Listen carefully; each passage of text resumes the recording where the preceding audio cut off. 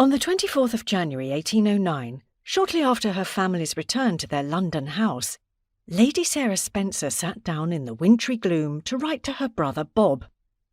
"I have no sort of objection to a slackening of our zeal for routs and parties," she told him, filling him in on their intention of going into society with far more moderation than in the previous year. "But I promise you," she went on, no doubt with a smile, "I will pretend, when it is proper to do so, to regret all such pastimes for fear of giving room for conjectures and suppositions that I must be making Greek verses, or perhaps magic spells at home as a substitute."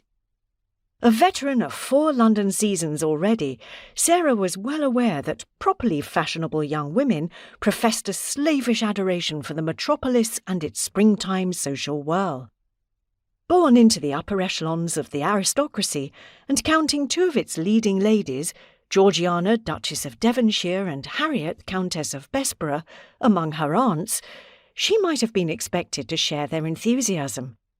But Midshipman Robert Spencer, the grateful recipient of her reports from the front line of the fashionable world, knew it was something his home-loving sister had struggled to muster from the start.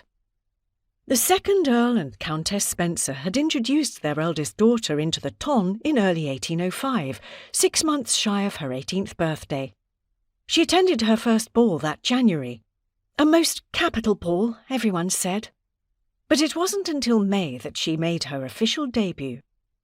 As for a great many other girls born into the beau monde, her move from schoolroom to society was formally marked by a pilgrimage to the palace to be presented to Queen Charlotte.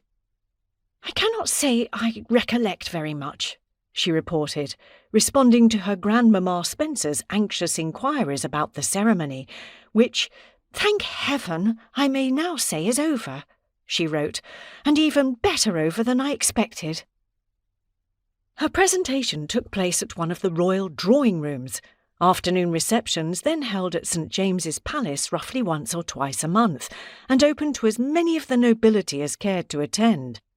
At approximately 2 p.m. on the advertised day, the Queen would take up her position between 2 of the full-length windows in the palace's unpretentious inner drawing-room and receive, in a most gracious manner, a succession of newly married couples, newly appointed or promoted officials, and young ladies making their entrance into the world.